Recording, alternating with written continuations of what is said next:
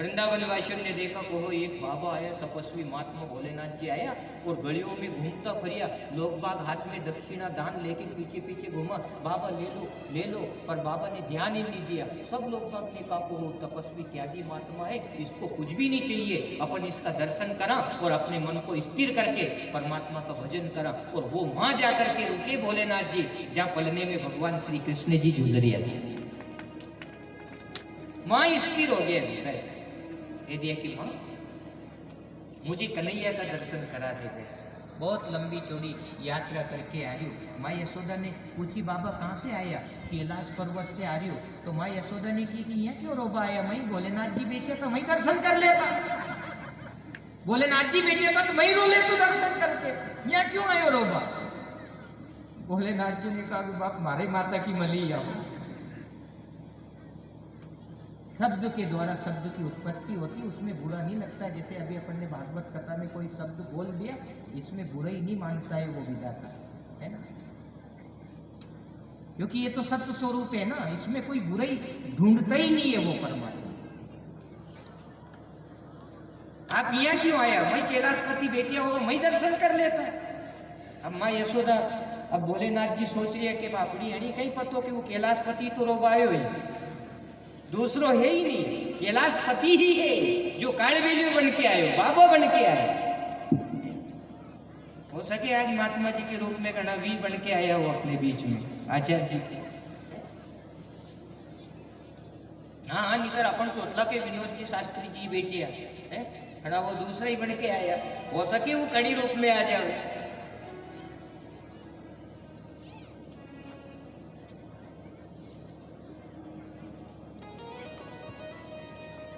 अब भोलेनाथ जी है ना बंधन में बन गया कि कैलाशपति का दर्शन, कि हाँ माँ कैलाशपति का दर्शन तो कर लूंगा वो, कोई बड़ी बात नहीं है, वो तुम्हारी न के रेवे, ठीक है जी। पर कई युगों में उस परमात्मा के सत्स्वरूप का दर्शन करने का सौभाग्य होता है। इसलिए मुझे जो तेरे पलने में जो कन्हैया सुतिया है ना, वो तू थारो छोरो मत माने, वो अखिल ब्रह्मांड का नायक है, बस उसका दर्शन करा दे। अखिल ब्रह्मांड का नायक, हाँ अखिल ब्रह्मांड का नायक है। 3 दिन को छोरो है मारो, भगवान बता रही अभी आंखें फाड़वा भी नहीं सीखियो, आला भी सही ढंग से देखवा भी नहीं सीखियो, और कहीं कह रही हो भगवान है। ए बाबा कहीं भांग तो नहीं पी रखी? नहीं चलम लगा के आगे होगा नहीं तरके? नहीं माँ मैं एक ही नशा करता हूँ, वो भी नशा ईश्वर का। ये जो गांजा भांग ये जो पीते हैं ना, ये पीबो वाला बहुत बदमाश लोग होते हैं। ये देवी देवताओं को भी बदनाम करते हैं कि भोलेनाथ जी की बूटी, भोलेनाथ जी की बूटी, भोलेनाथ जी की बूटी का चक्कर में ही मजा ले लिया और भोलेनाथ जी बदनाम कर दिया। और भगवान के लिए न खाऊं ना पीऊं और वो बदनाम कर दी और गजेड़िया दी। गांजे की परंपरा अगर जो हो तो छोड़ देना, क्षमा मांगता हूं आपसे। भांग और गांजा ये पीने लायक चीज नहीं है, ये भगवान ने अपने नके धरी थी ताकि लोग बाग नहीं पीगा खागा तो मर जाएगा। ये जेर है, इस जेर को मत खाना पीना। और यदि कोई संत महात्मा यदि खावे पीवे तो क्या आगे पीछे कौन रोगो वालों है, मरबा दो नहीं अपन तो गृहस्थी है नहीं, चोरा चोरी वाला है नहीं अपन, उनकी भी जाने अपन है नहीं खाना पीना है। नशा नाम की चीज बंद कर दो पर देवी देवता ने कह दे कि माँ जगदम्बा खावे। हम गुजरात में गया एक बार, तो गुरुजी भी पहुंच गए थे मेरे साथ में, आचार्य जी भी अभी गए थे हम अगले साल। एक की में कथा थी वहां,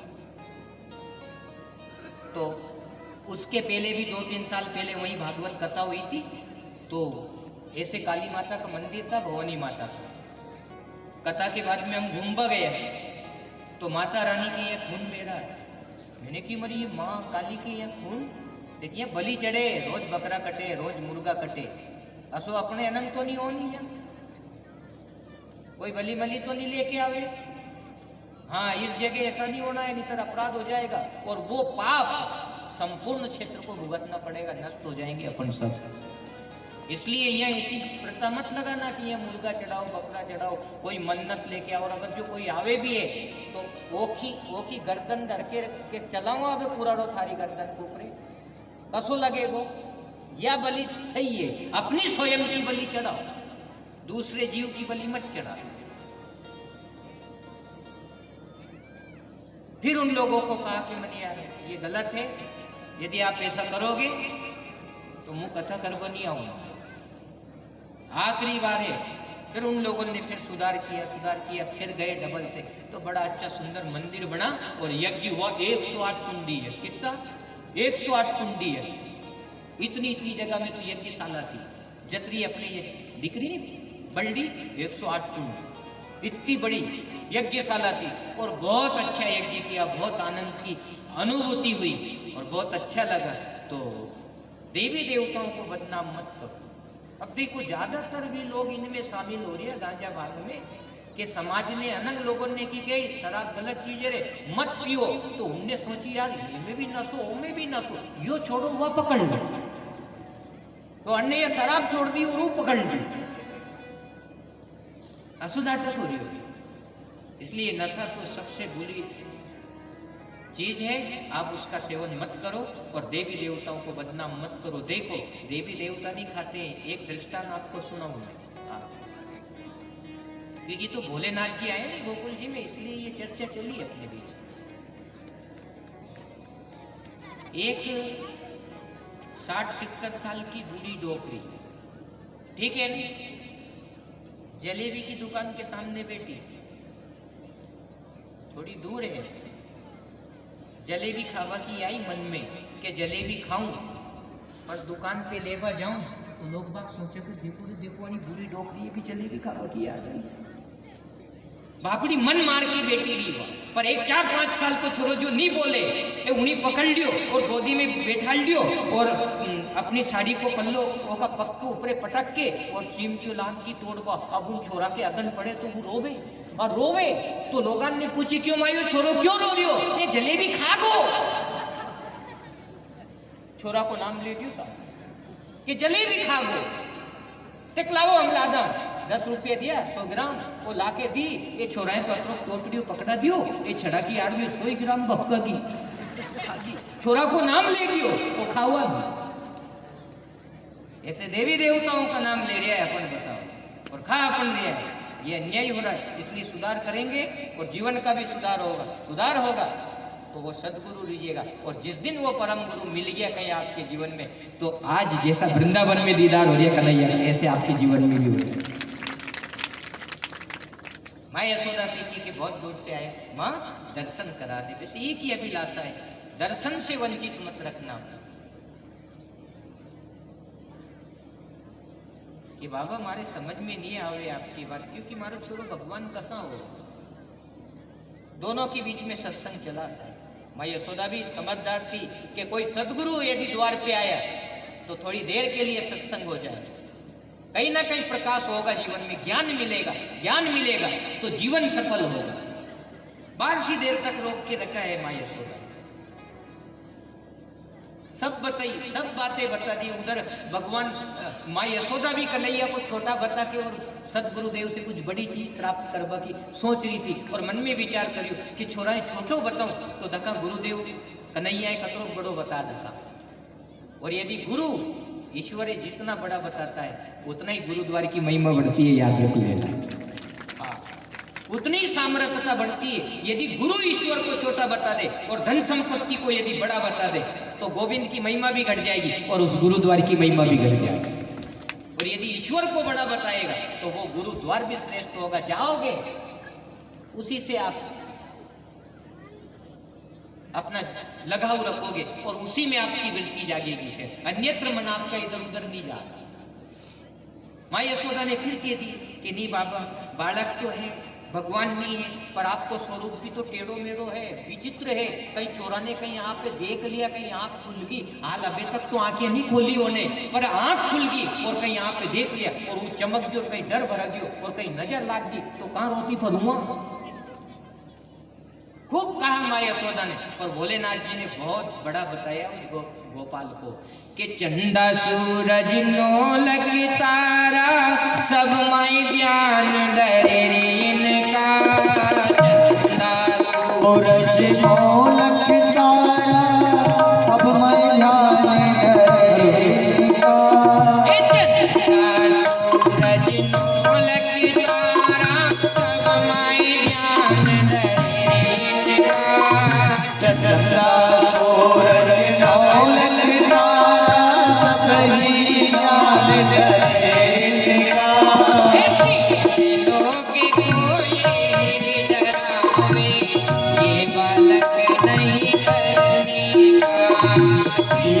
लोग कोई डरावे ये बालक नहीं करने का।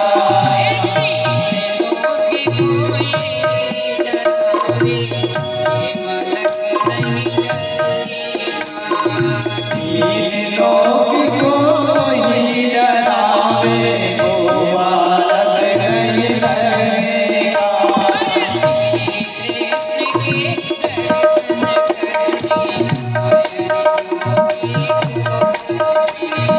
श्री कृष्ण के दर्शन करने आया जोगी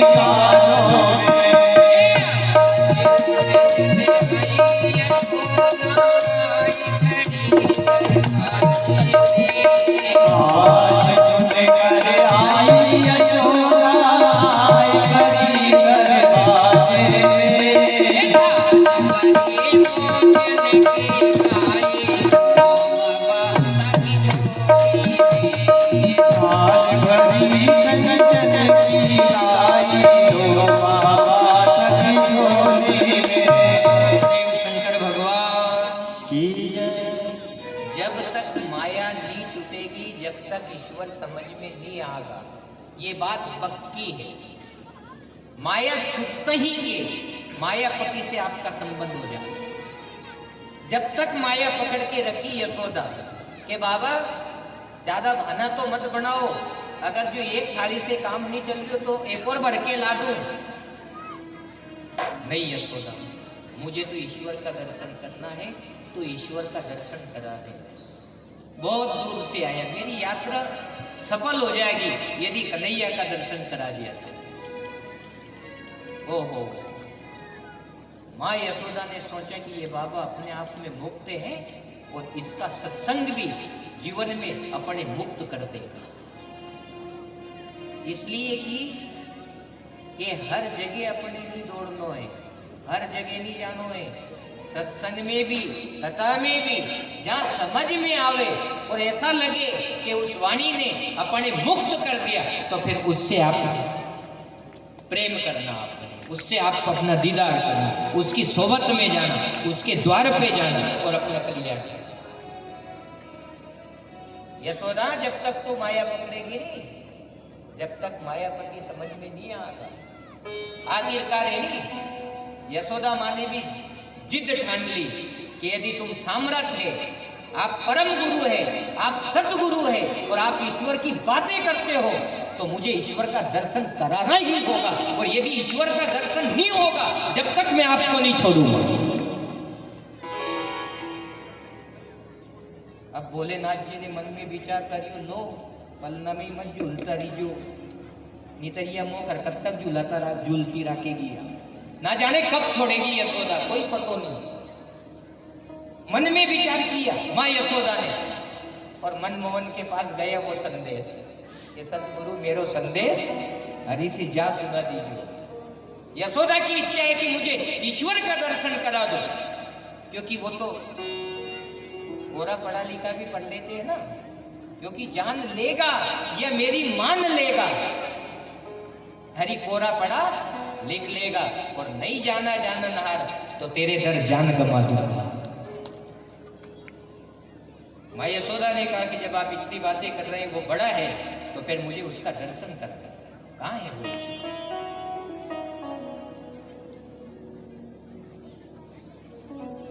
गुरु के द्वार पे से नहीं हटने जैसा है कि जो गुरु ने अपने जो नाम की दौलत दी, माता बिना सबसे बड़ी चीज है यह, जो अपने नाम की दौलत दी है गुरु ने, उसको निरंतर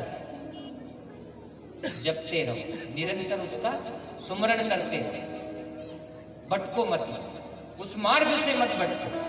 चाहे कितने भी लोग भटका वाला आ जाओ, पर उससे अपने नहीं भटकना। और फिर कह दी, एक साधे सब सदे, और सब सदे सब जाए। उस एक की आराधना करने में फायदा है।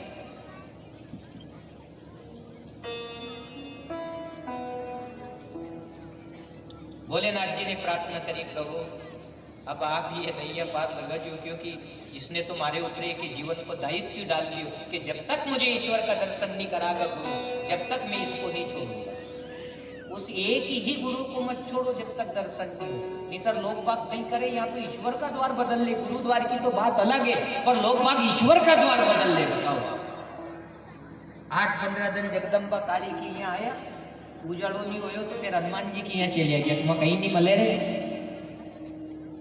8-15 दिन सुंदरकांड वहां बाँची, ओके बाद में के देख उजड़ो तो ही नहीं, हनुमान जी है, राम जी के नके चलिए गए। भटको मत, एक स्थिरता आपका नेम होना चाहिए।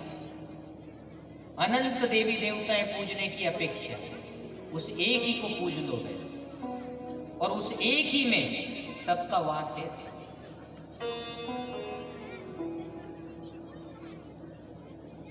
जैसे जिला का सत्ताधीश कौन होता है? कलेक्टर होता है। आप कलेक्टर के नाते फाइल पहुंचा, एसडीएम साहब दस्तखत नहीं कर लिए, फोन उठागा क्यों नहीं किया? दौड़ के जाओ पड़ता, जागा के नहीं बोलो। अब आप कह दो कि नहीं एसडीएम साहब ने तो अपन चौकीदार साहब के पास चल, अब चौकीदार बाकी नक गए तो कहीं खा हो कहीं। सत्ताधीश के पास जाओ, तो सत्ताधीश के पास यदि आप पहुंच गए तो फिर आप कहीं भी जाने की जरूरत नहीं है। तो इस संसार में यदि सत्ता है तो सदगुरु की है, और यदि सदगुरु के पास पहुंच गया तो फिर गोपाल उसकी बात भी मान लेगा। गोपाल ने बात मानी कि आप पलने में झूल रही है, आनंद ले रही है, आप तो आ रही है झोंका आपके तो, और चैन की चिड़िया उड़ रही, और मुँह अतरी दूर से रोतो आयो, और यहाँ रोक दियो मोए यशोदा ने, आपको आना पड़ेगा। ये भगवान देर नहीं लगी, पलना में अतरा जोर से रोया, और माँ यशोदा घबराई कि मारा छोरा इकट्ठा ही हो गया, अब भागी।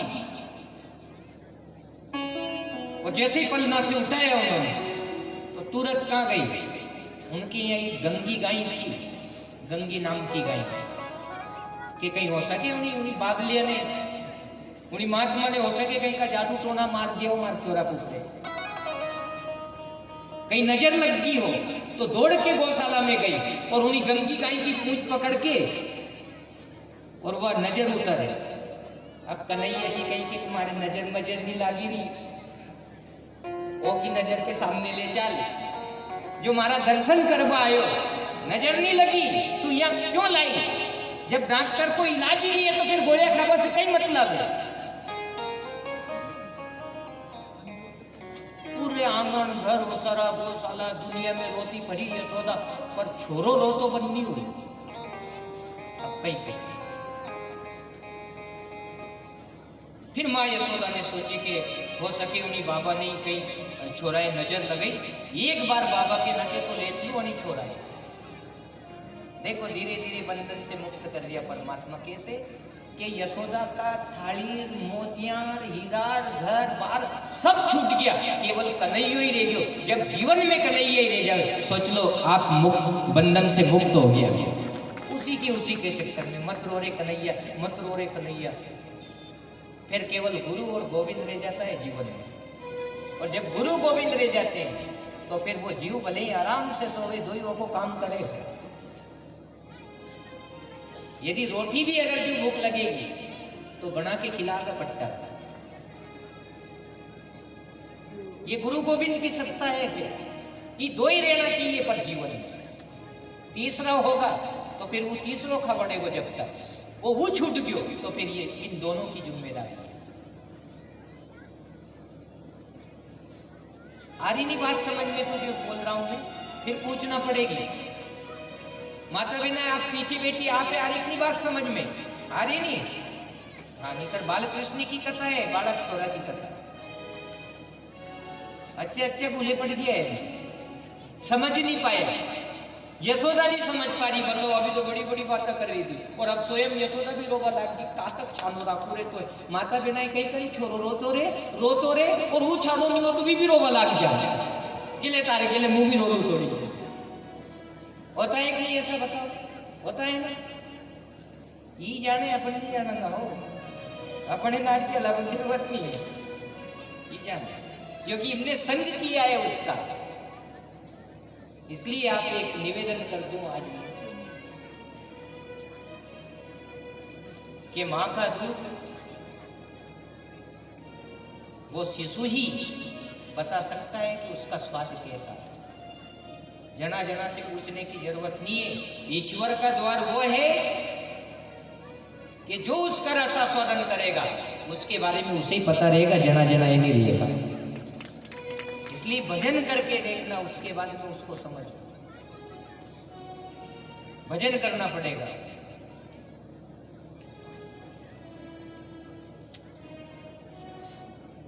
आखिरकार फिर मां यशोदा को फिर हार थाक करके बाबा के सामने लेके आना पड़ियो। बाबा आप नजर उतार दोगा?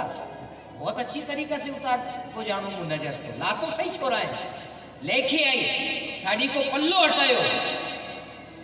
ओहो, जैसे ही बाबा की नजर मिली, वो की नजर खुली, दोई ने नजर से नजर मिलाई, आंखें का पलक भी नहीं पड़े, और माँ यशोदा यूं करे आंखें के बीच में यूं कि क्यों रे तू कतको आयो, तेने कभी भी हमें नहीं देखो रे, अभी वो बाबू आयो तो नहीं आंखें फाड़ फाड़ के देख रही हो तू?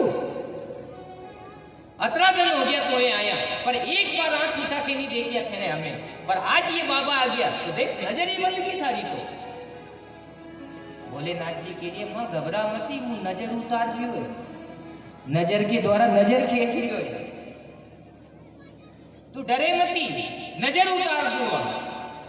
दोनों स्थिर हो गया साहब।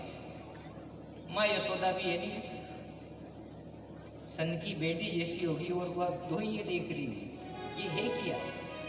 जब जीव एक सुरता में, एक वृत्ति में जहां भी रहे, मां गुरु और गोविंद की महिमा का दर्शन करे, गुरु और गोविंद का अनुभव करे, गुरु और गोविंद का एहसास करे, तो सोच लेना वो दोनों शक्तियां फिर उस जीव का जन्म जन्म तक साथ नहीं छोड़ती, कभी भी साथ नहीं छोड़ती है। पर वो ही वो रहना चाहिए। अब वो दोनों ही रह गए, घड़ीक में अनंग देखे, घड़ीक में अनंग देखे, अनंग भी आंखें फाटी की फाटी और अनंग भी आंखें की फाटी रह गई। ते कहने दो ही हो कहीं को जो बाबू अतरो ज्ञानी भगवान के यहाँ ध्यान लगानो तो नहीं छोरा ने देख रही हो क्या पाड़ पाड़ असो कहीं होगी वाली छोरा ने कहीं कर दी वाली बाबा है, चलो ठीक है छोरा है कहीं कहीं होगी होगा तो मान लू, पर यानी बाबा है असो कहीं होगी कि जो आंखें नहीं टमटम मरी होगी, एक दूसरा आंखें फाड़ फाड़ के देख रही। ये देखने का समय है, देख लो, समय चला जाएगा। ये अमृत द्वार आया है, अमृत समय आया है, इसको तो बिल्कुल स्थिर होकर के और एक स्थिरता से इसका सेवन करो और बिल्कुल अपने कर्म द्वार को बिल्कुल खुले रखो कि आवाज आवे और अंतापुर को जावे और वो प्रसाद बंसी प्रेम की बजाई रे बंसी